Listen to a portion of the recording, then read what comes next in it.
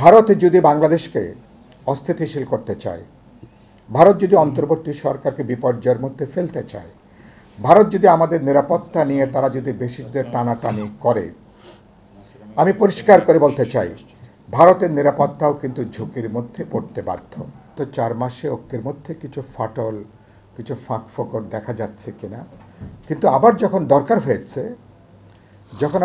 হয়েছে আমরা কিন্তু দল মত নির্বিশেষে, আদর্শ নির্বিশেষে সকল রাজনৈতিক দল আমরা কিন্তু ঐক্যবদ্ধ থাকার ঘোষণা দিয়েছি। আমরা বলেছি জাতীয় স্বার্থ, দেশের সার্বভৌমত্ব, জাতীয় নিরাপত্তা, এটার প্রশ্নে কোনো আপোষ নেই। আমাদের মতাদর্শিক ভিন্নতা থাকতে পারে, রাজনৈতিক ভিন্নতা থাকতে পারে, কিন্তু বাংলাদেশ জাতিরাষ্ট্র তা রক্ষার প্রশ্নে, বাংলাদেশের জাতীয় স্বার্থের প্রশ্নে সেখানে আমরা ঐক্যবদ্ধ। এই ঐক্যটাকে আমরা ধরে রাখতে চাই। বিদ্যমান যে পরিস্থিতি, ওখানে আমি বলেছি অন্তর্বর্তী সরকারের পক্ষে একা এই পরিস্থিতি মোকাবেলা করা সম্ভব নয়। আবার রাজনৈতিক দলগুলো এককভাবে পারবে না, ছাত্র তরুণরাও পারবে না। তাহলে অন্তর্বর্তী সরকার, সকল রাজনৈতিক দল, আমাদের অভ্যুত্থানে অংশ নেওয়া যে অসাধারণ ছাত্র তরুণরা, সমাজের সমস্ত গুরুত্বপূর্ণ অংশ, সবার মধ্যে এই ঐক্যের জায়গাটা, এটাকে আমরা চোখের মণির মতন করে আমরা এটাকে রক্ষা করতে চাই, এটাকে আমরা ধারণ করতে চাই, এটাকে সামনে আমরা কিন্তু এগিয়ে নিয়ে যেতে চাই। আমাকে প্রায় প্রশ্ন করেছিল আগে, 5ই আগস্টের আগে, বিএনপির সাথে আপনাদের এত মত পার্থক্য দীর্ঘদিন। কালকেও একটা টকশো টেলিভিশনে আমাকে প্রশ্ন করলো এই বিএনপিকে নিয়ে, আবার ধরেন ইসলামী ঘরানার দলগুলোর সাথে মাঠে আপনারা কিভাবে যুগপৎ আবার আন্দোলনে আছেন। আমি 5ই আগস্টের আগের গত 2.5-3 বছর ধরে একই কথা বলে আসছি। এই সাফল্যটা হচ্ছে শেখ হাসিনার, শেখ হাসিনার, কারণ উনি একটা কর্তৃত্ববাদী দুঃশাসন চালাতে যেয়ে উনি বাংলাদেশের মানুষের ভোটের অধিকার, গণতান্ত্রিক অধিকার হরণ করে নিয়ে যেয়ে উনি দেশের সমগ্র জনগণকে উনি এক কাতারে দাঁড় করিয়ে দিয়েছেন। সকল রাজনৈতিক দলকে উনি এক কাতারে দাঁড় করিয়ে দিয়েছিলেন। আমি প্রায় বলেছি, যেটা নিয়ে একটা বড় আলোচনার বিষয় ছিল, আপনারা জানেন, আমি বলেছি যে কেন সবার ঐক্যটা দরকার। বাড়িতে যখন ডাকাত পড়ে আমরা তো শুধু আত্মীয় স্বজনকে ডাকি না, পাড়া প্রতিবেশী সবাইকে ডাকি ডাকাত ধরার জন্য। আবার ঘরে যখন আগুন লাগে আমরা নর্দমার পানি দিয়েও আমি আগুন নেভানোর চেষ্টা করি। হয়তো সে পানি খাবো না, ব্যবহারও করব না।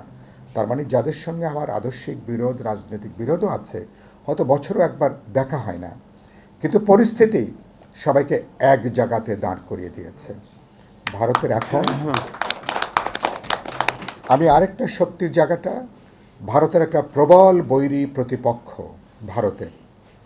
গত 77 বছর 47 সালের পরে ভারত রাষ্ট্র তার পররাষ্ট্র নীতির ক্ষেত্রে ভারতের অভ্যন্তরীণ হয়তো কিছু কিছু সাফল্য আছে, কিন্তু পররাষ্ট্র নীতির ক্ষেত্রে ভারতের নীতি নির্ধারকরা তাদের স্বাধীনতার 77 বছর পরে চূড়ান্ত ব্যর্থতার তারা পরিচয় দিয়েছেন, তারা বিপর্যয়ের পরিচয় দিয়েছেন। তারা ভারতের সকল প্রতিবেশীকে তারা একটা বৈরী প্রতিপক্ষ তারা বানিয়ে ফেলেছেন।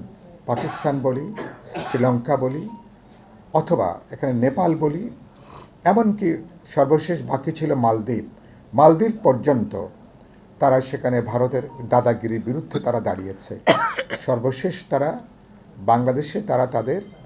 বাংলাদেশকে তাদের আমেরিকা যেভাবে ল্যাটিন আমেরিকাকে তাদের গোয়াল ঘরে তারা বানিয়ে রেখেছিল, ভারতও বাংলাদেশকে মনে করলো তাদের একটা বাড়ির উঠোন বা বাড়ির বারান্দা। আমাদের পূর্ব দিকের ভারতের যে 7 কন্যা, 7টা রাজ্য, বাংলাদেশকেও তারা মনে করতো মনস্তাত্ত্বিকভাবে এটাও যেন ভারতের যেন আরেকটা যেন রাজ্যের মতন। সেভাবে তারা বাংলাদেশের সরকারকে, বাংলাদেশকে তারা দেখত। এবং দুর্ভাগ্যজনকভাবে হাসিনা বা যারা 15 বছরের ক্ষমতায় ছিলেন, আমি প্রায় বলেছি বাংলাদেশের স্বার্থের কোনো সরকার গত 16 বছরে তারা ক্ষমতায় ছিল না। ভারতীয় স্বার্থ, তাদের রাজনৈতিক স্বার্থ, অর্থনৈতিক স্বার্থ, সাংস্কৃতিক স্বার্থ, এমনকি সামরিক স্বার্থ, এটাকে তারা বাংলাদেশকে একটা পশ্চাৎভূমি হিসাবে তারা ব্যবহার করতে যেয়ে গোটা 17 কোটি মানুষের বিরুদ্ধে অবস্থান নিয়েছে, ওরা জনগোষ্ঠীর বিরুদ্ধে অবস্থান নিয়েছে, বাংলাদেশের বিরুদ্ধে অবস্থান নিয়েছে, আমাদের ভোটাধিকার গণতন্ত্র এর বিরুদ্ধে নিজেরা অবস্থান নিয়েছে। ভারতকে বলা হয় খুব আদর করে বলে কি পৃথিবীর বৃহত্তম গণতান্ত্রিক রাষ্ট্র, লার্জেস্ট ডেমোক্রেসি। সেই ডেমোক্রেসি তার পাশের দেশে কিভাবে একটা একদলীয় চরম কর্তৃত্ববাদী দুঃশাসন, যারা গণতন্ত্রকে হরণ করে, ভোটাধিকারকে হরণ করে, যারা দেশের মানুষকে যারা পুরোপুরি একটা দাসানুক প্রজা যারা বানিয়ে ফেলেছে, তাদেরকে এক কাট্টা সমর্থন দিতে যেয়ে তারা একটা বিপজ্জনক জায়গায় তারা নিয়ে গেছে। আমি ইতিমধ্যে বলেছি, আজকেও বলতে চাই, এখনও বাংলাদেশ বিরোধী, অন্তর্বর্তী সরকার বিরোধী, আমাদের ছাত্র শ্রমিক জনতার অভ্যুত্থানের বিরোধী একটা তৎপরতা এখনও পর্যন্ত ভারত অব্যাহত রেখেছে। এখানে মাহবুব মুর্শিদ আছেন, তিনি এখন গুরুত্বপূর্ণ দায়িত্বে আছেন, আমি তাকে খুবই পছন্দ করি। ভারতের মিডিয়া, গ্লোবাল মিডিয়া, ভারতের মিডিয়ার একটা গ্লোবাল রোল তারা কিন্তু প্লে করে তারা, এবং তারা আমাদের বক্তব্যের চেয়ে ভারতের মিডিয়াগুলোর বক্তব্য, CNN, আল জাজিরা, BBC থেকে ইন্টারন্যাশনাল মিডিয়াগুলো ভারতের কথাটাই যেন কথা, এটাই যেন তথ্যপাত্য, এভাবে তারা হাজির করছে। এখন কিছুটা পরিবর্তন শুরু করেছে। আমি মনে করি আমাদের এখানে ইলেকট্রনিক মিডিয়া, আমাদের সংবাদপত্র, অনলাইন, সোশ্যাল মিডিয়া অনেক বেশি ভাইব্রেন্ট হবার প্রয়োজন। অনেক রাজনৈতিক দলের চেয়ে আমাদের মিডিয়ার ভূমিকাটা, এই যে অপপ্রচার, যেটা বাইরে বলা হয় যেটা সত্য না, এটা কি ওরা একটা শব্দ বলে, এটা হলো পোস্ট ট্রুথ, যেটা সত্য না। ওই আগে যেটা বলতো একটা মিথ্যাকে বারবার করে বললে এটা নাকি সত্য হিসাবে এটা দাঁড়িয়ে যায়। এই ভারতের এই যে অপতথ্য, মিডিয়া, তার বিরুদ্ধে একটা পরিকল্পিত ঠান্ডা মাথায় আমাদের কাজ করা দরকার। আমাদের পররাষ্ট্র মন্ত্রণালয়ের যে প্রেস উইংটা খুবই দুর্বল, পররাষ্ট্র মন্ত্রণালয় খুবই দুর্বল। আমরা ইতিমধ্যে বলেছি, ওদিন 4 তারিখ অন্তর্বর্তী সরকারের প্রধানকে আমি বলেছি, উচিত হবে আমাদের এই পররাষ্ট্র মন্ত্রণালয়ের সাথে উপদেষ্টার প্রেস উইং এবং আমাদের গণমাধ্যমগুলো কিভাবে যৌথভাবে সমন্বিতভাবে কিভাবে কাজ করতে পারে। এখানকার আপনি এটা অসত্যকে মোকাবেলা করবেন তো সত্য দিয়ে, একটা অপতথ্যকে মোকাবেলা করবেন সঠিক তথ্য দিয়ে। সুতরাং আমাদের কণ্ঠ বড়জোর কলকাতা পর্যন্ত কিন্তু যায়, অনেক সময় দিল্লি পর্যন্ত কিন্তু যায় না। সুতরাং আমি আজকে যে মিডিয়ার মানুষকে যে আমরা আজকে বেশি আমন্ত্রণ জানিয়েছি, এটা তারা এখানে অবদান রাখতে পারবেন।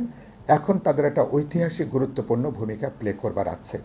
আরেকটা কথা ইতিমধ্যে আমরা বলেছি, আজকেও আমি উচ্চারণ করতে চাই, ভারত যদি বাংলাদেশকে অস্থিতিশীল করতে চায়, ভারত যদি অন্তর্বর্তী সরকারকে বিপর্যয়ের মধ্যে ফেলতে চায়, ভারত যদি আমাদের নিরাপত্তা নিয়ে তারা যদি বেশি টানাটানি করে, আমি পরিষ্কার করে বলতে চাই, ভারতের নিরাপত্তাও কিন্তু ঝুঁকির মধ্যে পড়তে বাধ্য। ভারতের অনেকগুলো কার্ড আছে, কিন্তু আমাদের হাতেও কিন্তু কিছু কার্ড আছে, এটাকে ভুলে যাবার কিন্তু কোনো কারণ নেই।